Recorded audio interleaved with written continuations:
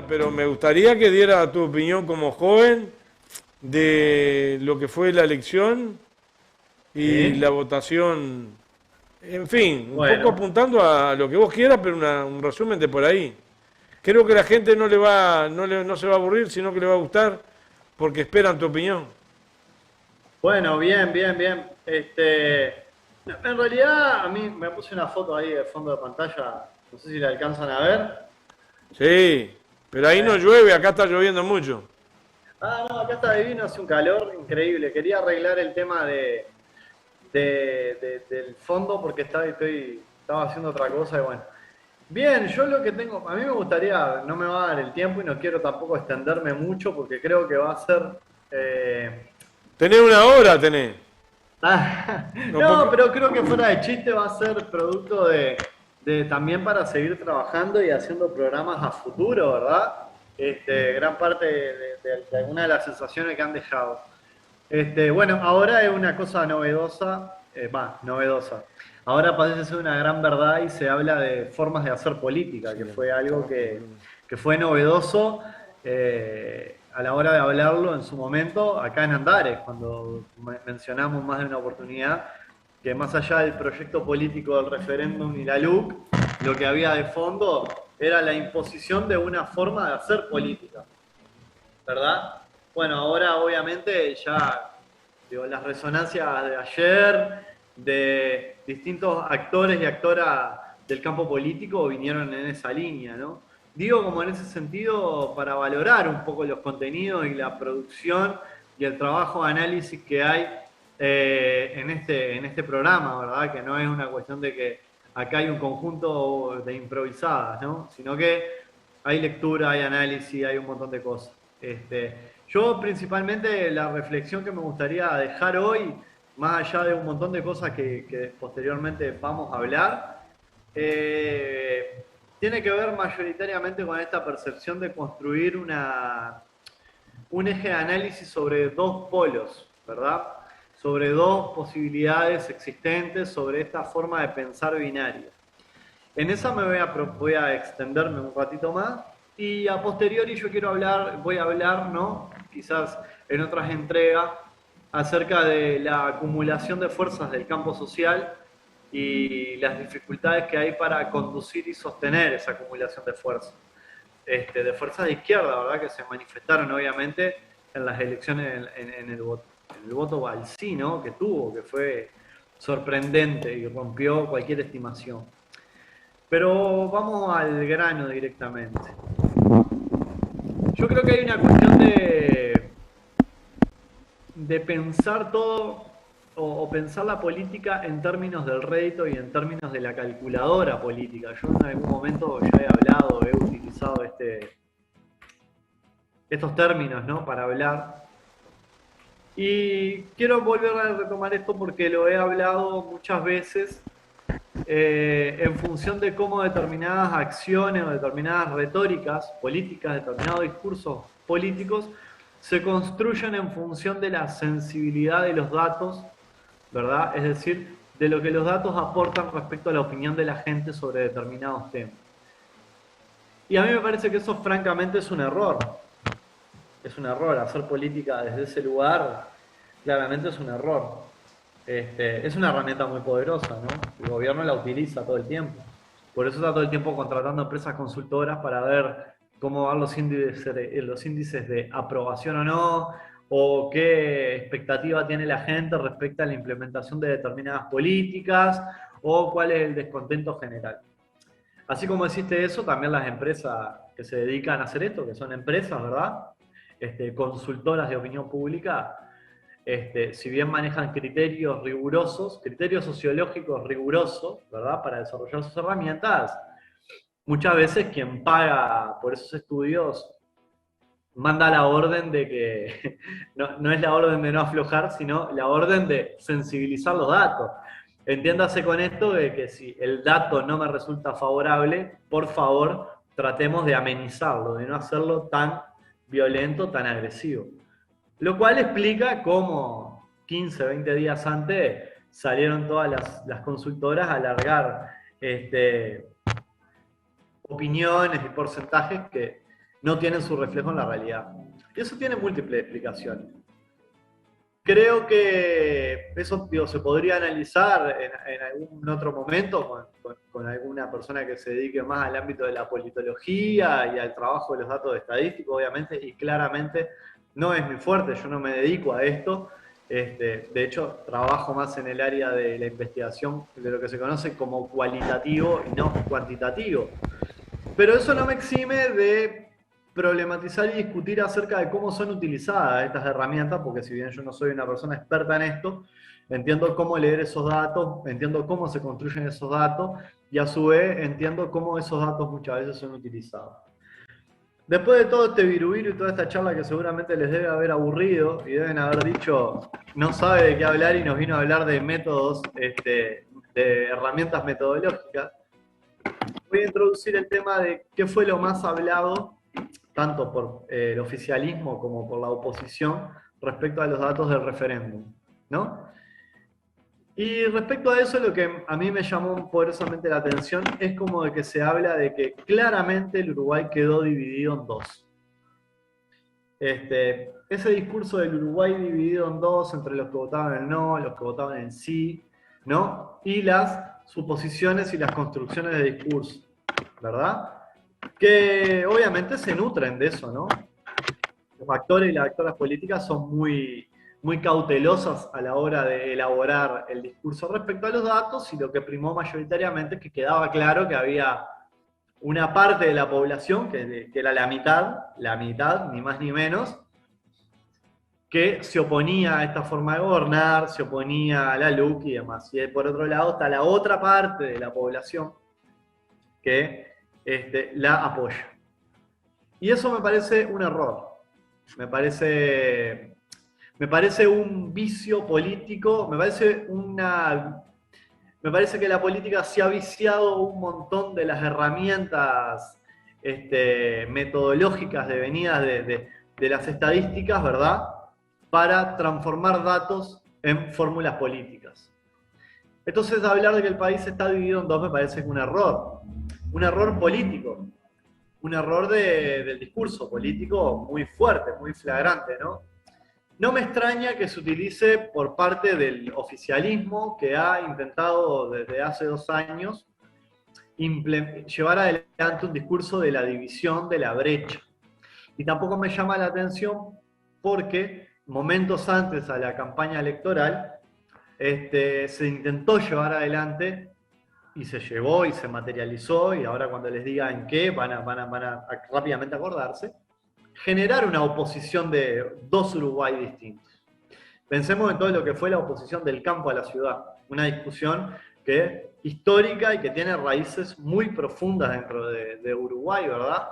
Tan profundas son que la mitad de la población vive en Montevideo y la otra mitad de la población vive en el resto de los departamentos, ¿verdad? Y en este sentido, utilizar este discurso ha sido una estrategia importante de lo que hoy es el oficialismo y otrora fue la oposición, y me refiero a la coalición multicolor, porque le sirvió para ganar adeptos a la hora de construir el discurso político, ¿verdad? Sabiendo que existe un electorado muy fuerte dentro de las zonas más urbanizadas, es decir, Montevideo y sus áreas metropolitanas, y las zonas adyacentes como Canelones, y principalmente Canelones, ¿verdad? Y posteriormente han satelitado otros departamentos, ¿verdad? Pero el núcleo duro de los últimos tiempos del electorado ha sido el Frente Amplio ganando elecciones e intendencias en los departamentos de Montevideo y Canelones, ¿no? Montevideo ya hace años que viene ganando. Entonces, alimentar esta discusión es una herramienta para construir una oposición y sostener todo este discurso de la grieta, de dos Uruguay, de que hay formas de gobernar que son ajenas al Frente Amplio y que tienen que ver con cómo se llevan administraciones en los departamentos que no tienen nada que ver con el país. Pero me parece más grave el error aún cuando ese discurso viene de la izquierda. Cuando la fuerza de coalición de izquierda, que reúne un espectro político dentro de la izquierda, y eso es importante reconocerlo, busca ampliar su discurso, ¿no? Busca alcanzar mayorías, no puede caer en este discurso de el país quedó dividido en dos. Porque me parece que de alguna manera y de forma inconsciente estamos volviendo a caer en esta dicotomía de que parece que hay dos Uruguay, ¿verdad? Y esto, y no voy a caer acá en lo que han sido las redes sociales, que esto es culpa de que el país somos toda una manga de cornudos, excepto los que vivimos en Montevideo y los que vivimos en Canelones, etcétera, etcétera, etcétera. Lo pueden ver, entran a las redes y lo consultan. Pero no solo me parece un error discursivo, y me tomo un mate y hago una pausa como Omar Gutiérrez, misterioso. No solo me parece un error discursivo, sino que me parece un error en la estrategia política. Y el otro día yo hablaba principalmente de que había que pensar, creo que este referéndum iba a dejar en claro que hay que pensar nuevas formas de hacer política, que vivimos en otros tiempos y que hay otras herramientas y otras posibilidades y hay que construir otras retóricas de los discursos, ¿no? Así como otras formas de hacer política para alcanzar el espectro de población que queremos. Pero no solo alcanzar el electorado que buscamos, sino construir una masa social crítica que se pueda manifestar, ¿no?, de forma crítica a la hora de ejercer su derecho, ¿no? Y en este caso de votar o pronunciarse a través de las urnas. Entonces hablar de que el Uruguay quedó dividido en dos supone que quienes votaron el sí, todos pensamos de la misma manera, ¿verdad? Que a todos nos afecta de la misma manera los 135 artículos de la LUC. Eso quiere decir que todos pensamos lo mismo respecto a formas distintas de hacer política y a la forma de hacer política basada en la mentira, en la represión y en el avasallamiento de los derechos. Pero a su vez suponemos que todos los votantes del no son la muchacha esta que maneja la bemba, ¿verdad? Y ahí es donde me parece la bemba, el BMW descapotable. Y ahí es donde cometemos el error mayor, creo yo. Porque tendemos a construir una oposición homogénea y monolítica que se comporta toda de la misma manera, ¿verdad? Y no permitimos, y eso tiene que ver con un vicio, o sea, con cierto vicio de utilizar los recursos, ¿no?, estadísticos, que son importantes, pero como forma de sostener una calculadora electoral, ¿no? Es decir, de trabajar en función del dato y no trabajar en función de la diversidad que existe dentro del electorado. Si nosotros pensamos cómo se distribuye la riqueza en Uruguay, miramos un desagregado, ¿no?, por estrato y por nivel socioeconómico, no tenemos un 50% de personas que tienen un BMW descapotable, ¿verdad? Ni un Mercedes y un pibe se le para en el techo, ¿no? Pero sí vamos a encontrar un electorado mayor que se pronuncia de forma favorable a sostener una ley que es contraproducente para ellas mismas. Entonces, construirlo en esta dicotomía no nos permite tejer herramientas y desarrollar herramientas políticas para poder trabajar de forma tal que esas personas no tengan elementos críticos para poder pronunciarse de manera quizás más o menos asertiva en relación a lo que queramos evaluar, pero sí que lo puedan hacer con elementos que no sean el soborno político, la mentira, ¿no?, o estrategias de desinformación, ¿verdad? Que es un poco lo que ha primado, ¿verdad? Porque también, seguramente, como digo, dentro de los votantes del sí debe haber habido un montón de gente que quizás no llegó a leer los 135 artículos, ¿verdad?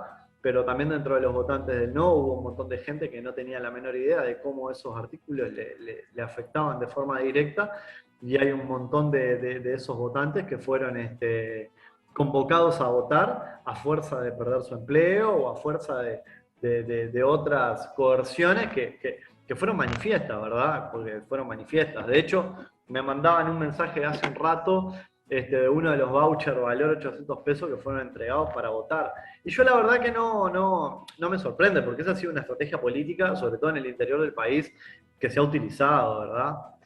Entonces, creo que poner el énfasis no por parte de quienes representan la coalición de izquierda, poner el énfasis en la construcción de un electorado favorable al no como una masa homogénea y monolítica me parece un error muy grande.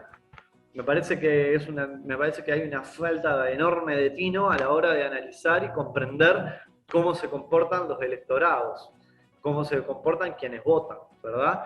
Pero también a su vez, me parece un error pensar que la otra parte, que es negativa, ¿no? O sea, que vota el sí, ¿verdad? Es toda la misma, porque evidentemente no a todas las personas que votamos el sí, los artículos de la LUC nos afectan de la misma manera, ¿verdad? Y hay un eje de esa población que seguramente esté interseccionada por distintos artículos que la vulneran aún más, ¿verdad? Pero otras personas seguramente no. Entonces, más allá de lo que ha sido entender esto como una victoria, ¿no? Y yo entiendo que así lo fue, ¿no? Es como, hacía mucho eco tus palabras ayer cuando vos decías que esto era como un partido y había que jugar y ganar y clasificar, y bueno, jugamos, ganamos, pero bueno, nos faltó un gol para clasificar, bueno, pero ganamos, ¿no? Ganamos 1-0, no 2-1. Y eso me parece que es importante. Me parece que no solo es importante para entenderlo como una victoria, como una forma de acumular, ¿no?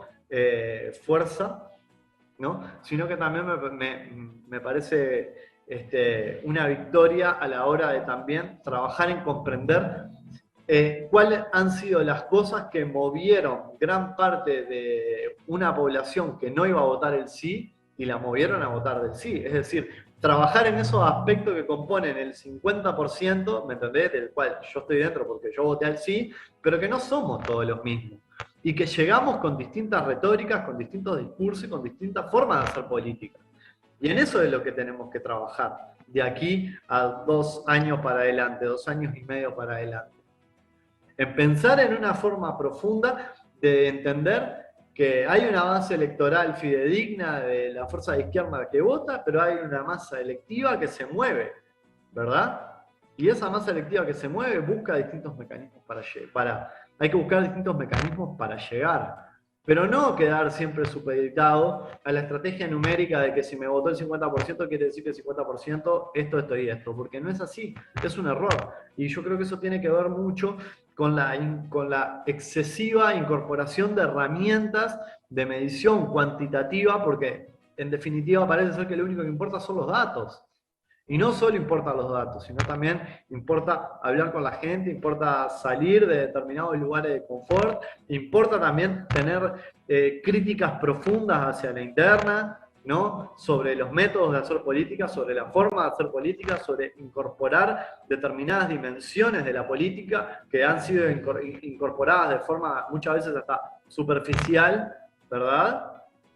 Y también implica entender que no podemos seguir construyéndonos sobre los elementos que nos imponen desde afuera.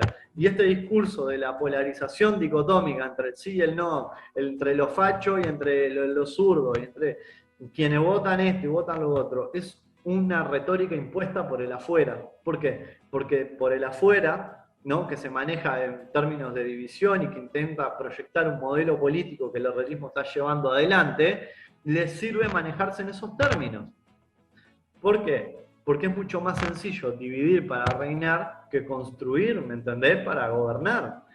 Entonces, cuando pensemos un poco más en las formas de cómo trabajar, yo creo que es una lección muy importante que nos deja el referéndum, ¿no? En tanto la posibilidad y la potencia que significó y el despliegue de herramientas políticas que se pusieron para conseguir y alcanzar, ¿no? Ese porcentaje que superó cualquier expectativa, ¿verdad? Y que obviamente se lee como una victoria. Pero no podemos quedarnos en el dato de un número. Ahí creo que te metí 30 minutos, yo acá y redondito. Podemos seguir como quiera. ¿Eh? Podemos seguir, tener un paisaje de fondo que está espectacular. Me estoy tomando un mate. Pero ¿se entiende un poco a dónde va esto? ¿Verdad? ¿Hacia dónde va? Porque me parece que ese es un aprendizaje enorme que hay que hacer. Y que hay que es una etapa como que hay que superar, me parece a mí. Pero no superar en el sentido de dejar atrás como quien, ¿no?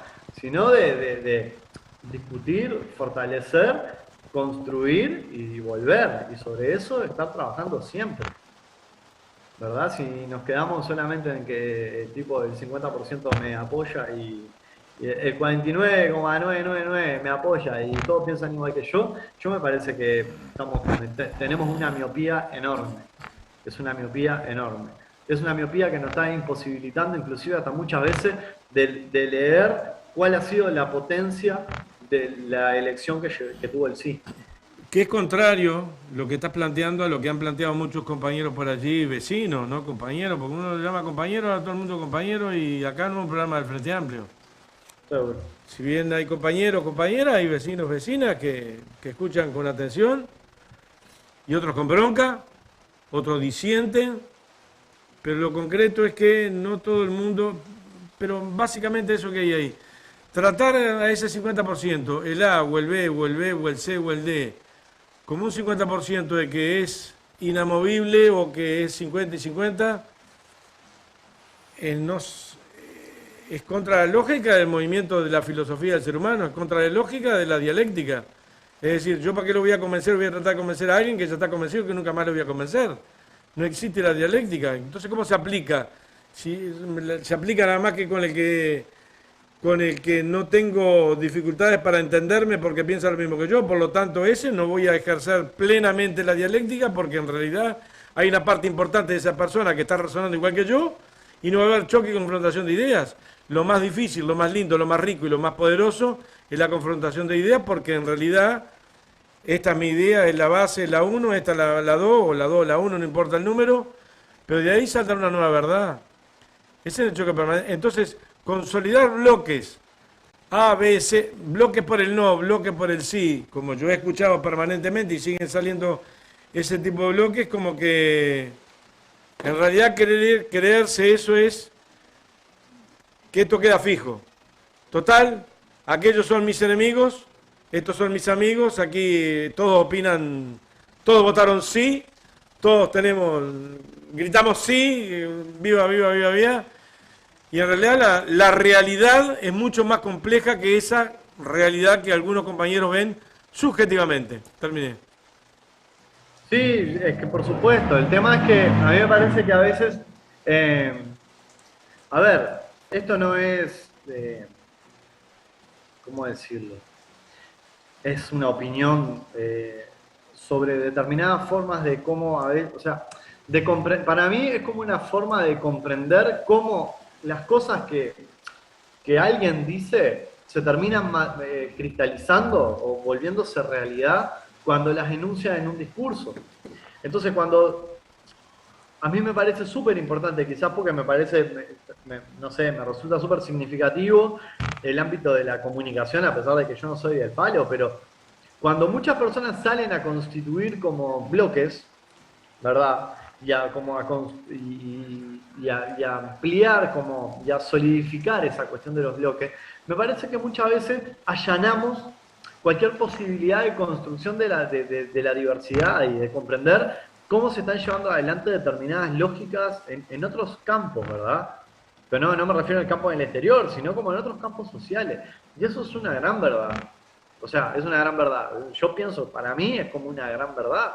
Si yo parto de la base que toda la población del Uruguay es igual, no jamás voy a poder reconocer que en la frontera de Rivera y Artigas se habla portuñol. Porque voy a entender que todo el mundo habla español, porque hay una escuela pública en cada lugar del país. Sin embargo, eso no es así. Eso no es así. Si yo pienso que todas las personas de Uruguay son blancas, caucásicas, voy a dejar de reconocer que hay un censo de población que determina cuáles son los porcentajes desagregados por ascendencia étnico-racial. Y lo mismo me va a pasar si yo pienso que el electorado es tal o cual, ¿no? Entonces, creo que a veces, en esto que yo planteaba el otro día, digo, que lo planteaba como una cuestión que pienso yo como que no he transitado la política desde verla como en sus formas más clásicas de hacer política, y con las formas que veo actualmente, porque soy una persona que no soy nativo digital, pero tengo redes sociales, veo cómo se comporta, cómo se utilizan determinadas estrategias, cómo conviven determinadas formas de hacer política con otras, esto de vamos a hacer como hacía Magurno, que iba a repartir chapas antes de las elecciones, cómo convive con te pongo un montón de trolls en el chat, cómo convive esto de que las intendencias se manejan como feudo, pero a su vez la gente que vive en el interior tiene mayor disponibilidad de información porque estamos más interconectados, pero de todas maneras sigue respondiendo a lógicas más de caudillo y de votar por una cuestión de que pertenecen y conocen y saben y tengo familiar y demás. Y eso es un poco lo que sucede hoy en día. No es ninguna novedad, basta con entrar y a cualquier red social, basta con verlo cotidianamente. Pero claro, o sea, cuando el cookie sale y dice que tiene el respaldo del 50% de la población, lo que está diciendo Bianchi es, déjennos gobernar porque somos la mayoría. Y eso, por oposición, construye el discurso de nosotros somos los otros, ¿entendés? Y yo creo que eso no está bien. Porque no podemos pensar el mundo, no podemos pensar la realidad en términos de blanco y negro, vos lo decías, sino que hay que pensarlo en términos de que hay una paleta enorme de colores, ¿verdad?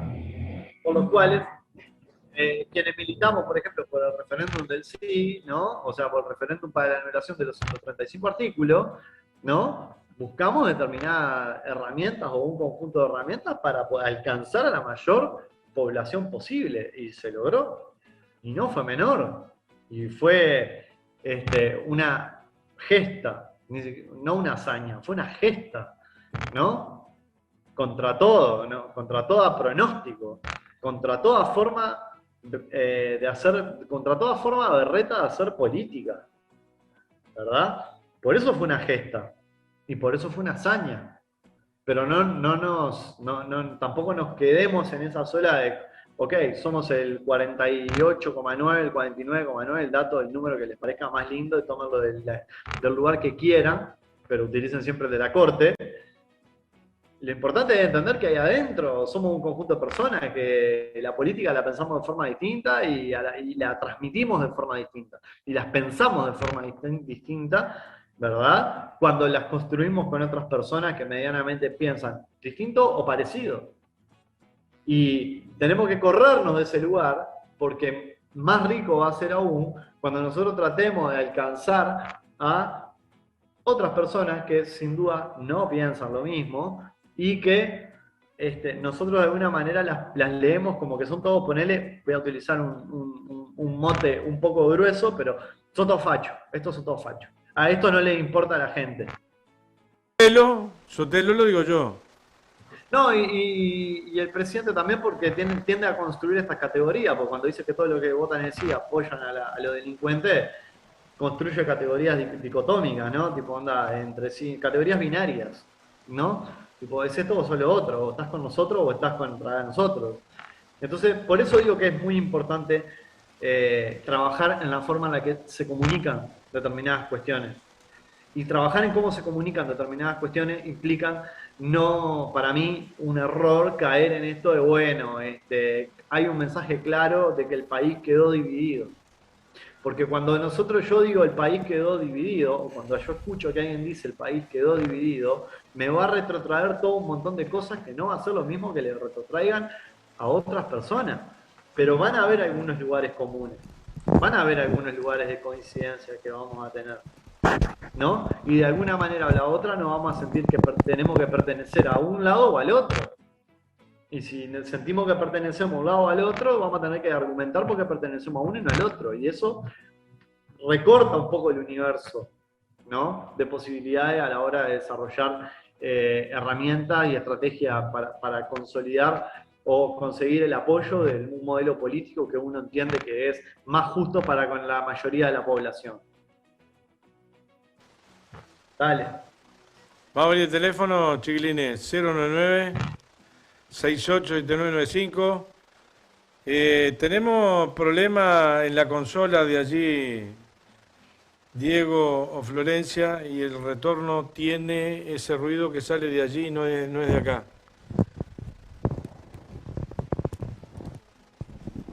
y es donde está enchufada la consola, ahí tenemos problemas, pero lo veremos después. Ahora, viruela. ¿Sabés lo que te voy a pedir, Florencia? Que me conecte derecho a los parlantes, a la televisión para yo tener un retorno más alto. Esos parlantes derechos a la tele. Vos sabés que el otro día me pasó que tuve. Yo no suelo tener. ¿Me escuchás? Sí. Pará un poquito. En realidad te estoy haciendo pruebas mientras, perdóname, Leo, la confianza Me agarrás de cobayo. la confianza que te tengo, pero en realidad tengo problemas cuando abrí el micrófono. Cambiame el micrófono, pues. A ver, vamos a seguir haciendo pruebas. Está abierto el teléfono 234-3840 de su opinión, tiene un minuto y algo. 099-687995. ¿Qué opinión tiene usted? Ayer me habló y me mandó Pablo de Playa Pascual 20 minutos, que es demasiado para pasar el programa, no lo podemos hacer. De cualquier manera, lo hemos hablado con Leonardo y con algún otro compañero de abrir un poco más el teléfono con más tiempo, que si no digo con los columnistas, pretendemos achicar un poco los columnistas. Pablo de Playa Pascual me está escuchando, mirá vos. ¿Te llamó? Adelante, Pablo de Playa Pascual. ¿Cómo estás? ¿Cómo andan, compañeros? ¿Todo bien? Pero cada día mejor. Bueno, me alegro. Una breve reflexión para dejarle algún minuto también a algunos otros participantes. La victoria en realidad fue popular porque hace 1 año y 2 meses que empezamos a tirar adelante con esta locura, contra todo pronóstico, ¿no? Estuvimos en las calles, en las ferias, fue impulsada por los sindicatos, se adosó el Frente Amplio. Es una victoria popular. Me parece que tenemos que valorar esa militancia, también la militancia de los compañeros, los más veteranos que estuvieron ahí en todo momento, y las figuras que van surgiendo dentro de los movimientos sociales. Creo que la izquierda de Latinoamérica ha tenido un desarrollo económico, pero no de clase. Pasó en Brasil, pasó en Argentina. No valoramos la clase social a la que pertenecemos, los trabajadores asalariados. Acá en Uruguay cometimos, creo que, la falencia o nos vimos pegados por la riqueza económica y no supimos cultivar la clase obrera. Pero cultivarla en el sentido más arraigado del trabajador asalariado, que en realidad hay una confusión tan grande de lo que es clase media y lo que es en realidad un trabajador asalariado, que todos pensaron que podían dejar de trabajar, porque en realidad de eso se trata la clase media. La clase media es una persona que puede dejar de trabajar y trabaja por decisión propia, porque le gusta hacerlo. En realidad nosotros tenemos que tener la convicción para transmitir de que no hay clase media en Uruguay. Están los ricos y poderosos, los que manejan grandes capitales, los semipoderosos que vienen por debajo, el 2% que está arriba, después los semipoderosos que vienen abajo, y después estamos los trabajadores. Y no hay más. Se terminaron las clases. Nos vamos. Así que está, dejo espacio para alguien más. Dale, un abrazo. Gracias, chau. Otro que tire y pegue rapidito. Viste que acopla, ¿no? Yo sí. Eduardo Castro, buenas tardes. Hola, buenas tardes, Néstor. Un saludo al programa y a la poblada militante que logró los resultados que se dieron con el tema del sí. Lo mío, yo siempre digo, soy bastante agarrado a Boleadora de Marlo. Y lo que entiendo es una cosa, que aunque hubiéramos perdido por un voto, el gobierno con todo su aparato no ganó y lo va a aplicar, y ya lo está aplicando, ¿no? Ya ahora pasaron el tema de la suba del combustible en unos días, aplicando y aclarando que está dentro de la ley subir el combustible cada 30 días. Pero para tener claro qué es lo que hacemos, aparte de, y qué es lo que va a hacer el gremio y la izquierda en general, en cuanto de aquí en más para frenar las aplicaciones de las medidas, ¿no? Los gremios se van a movilizar, o nos vamos a quedar a esperar 3 años que pase esto, y después vemos, ¿no? Porque hay una mentalidad también muy así. Bueno, ahora vamos a aguantar 3 años, después ganamos nosotros por destrozo, pero y por de mientras, ¿qué hacemos? Cuando te suben el combustible nos quedamos quietos, cuando te suben la yerba, hoy subió la yerba, nos quedamos quietos, los artículos de primera necesidad. Entonces, ¿cómo pisan el té y la izquierda? Digo, en realidad, las organizaciones sociales digo, siguen trabajando en conjunto para esto, ¿no? Digo, viste que para hacerme entender no soy ni como el gaucho Gadea. 2 minutos. Dale, un abrazo grande al programa ahí. Gracias. ¿Vos estás escuchando, Leonardo? Sí, escucho con alguna dificultad, pero no producto tuyo, sino de que no tiene buenos parlantes la computadora, pero ahora tenía un sonido de fondo porque yo estaba haciendo otra cosa y estaba escuchando en el celular y me vine para la computadora y lo dejé prendido y no me di cuenta, y ahora escucho un poquito mejor, pero sí, bárbaro. Otro que tire, a ver, 09968, línea el piso. No tengo el teléfono acá, pongo que suene. Puedo leer algo del chat que decía: hola, muy buenas tardes, desde Barrio Peñarol, Juan Carlos Corimundo, dice: el asunto es cómo hacemos que vengan los Amados, los Raúl Ferreira y otros, pero cómo hacemos para que vuelvan un 26 de marzo, pregunta acá. Cuando querés llegar a alguien, yo mi planteo, a ver, hablar en términos satisfactorios de lo que fue el domingo, yo creo que pasó con todo lo que se ha hablado, y creo que en estos días iban a haber seguramente un montón de compañeros y compañeras más que van a transitar por este espacio, que van a decir un montón de cosas.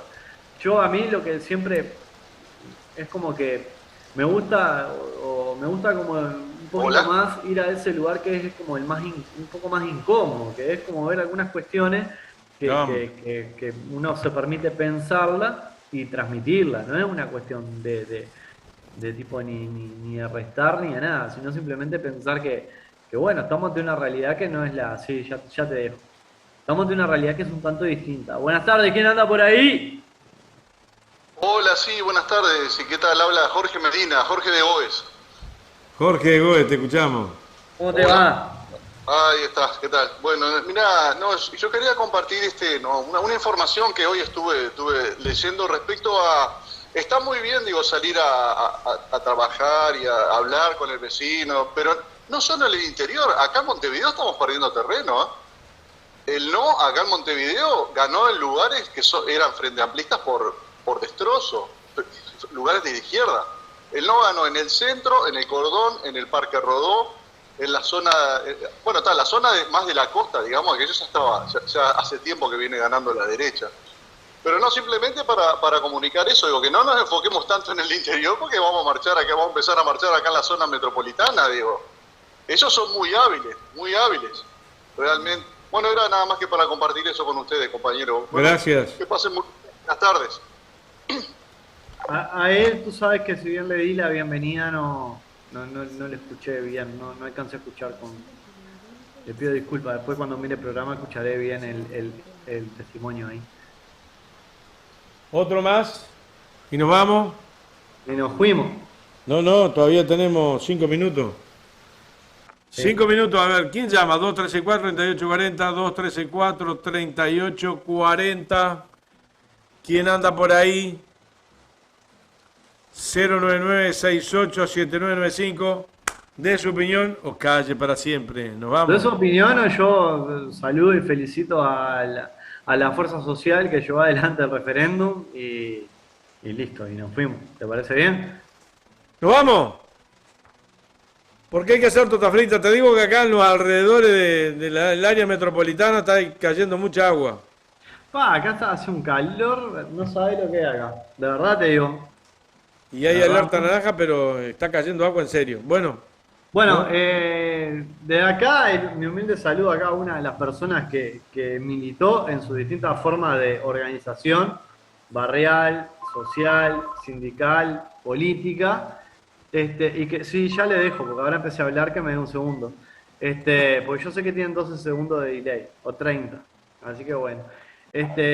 Saludarles porque sin duda que yo que un poco estuve en la vuelta, vi lo que se dejó, lo que se dio y cómo se intentó, y creo que llegar y construir lo que fue esta victoria, que fue una construcción colectiva, ¿no? Ese yo agigantado en nosotros cuando el quehacer es colectivo. Así que bueno, les mando un saludo enorme y bueno, es otra semana más en la trinchera. Salto, adelante. Comparto plenamente, como siempre, con el rochense, pero te pido por favor mandar un poco de agua por acá, que tenemos 29 grados de calor. Acá está lloviendo mucho y fuerte.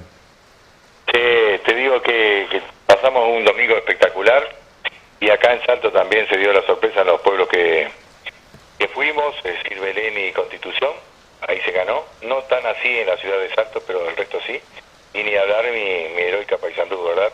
Te mando un saludo y un abrazo para ustedes dos, que realmente movieron, motivaron, han hecho un esfuerzo enorme como casi todos, y bueno, a Leo también un abrazo, a ver si me escucha bien, que tenía problemas de audio.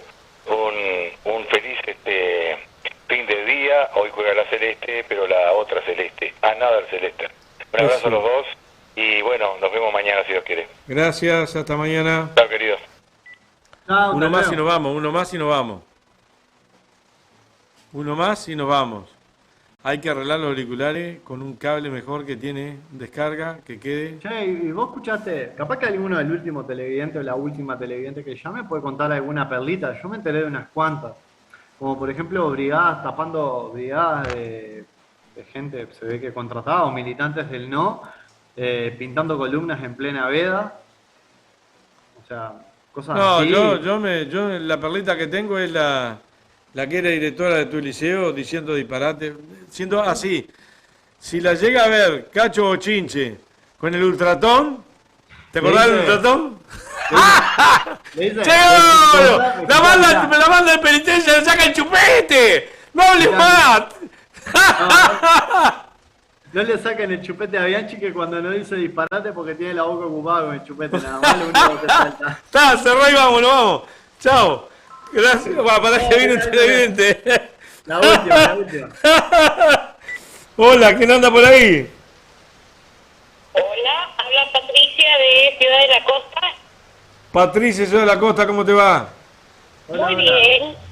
Y pensando maquiavélicamente, porque estoy enojada un poco con el pueblo uruguayo, pienso que si hubiera ganado la opción del sí, este gobierno le iba a echar la culpa a la izquierda por poner palos en la rueda.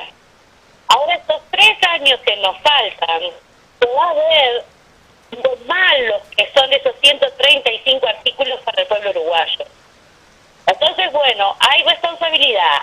El pueblo habló, ok, ahora a aguantarse y a militar y salir a la calle todo lo que se pueda. Gracias. No tienen más excusas. No tienen más excusas. Le dieron todo el poder al gobierno. Y bueno, es así la democracia. Gracias. Por nada. Nos vamos. Bueno, Chao, ¿cómo Leo. vemos?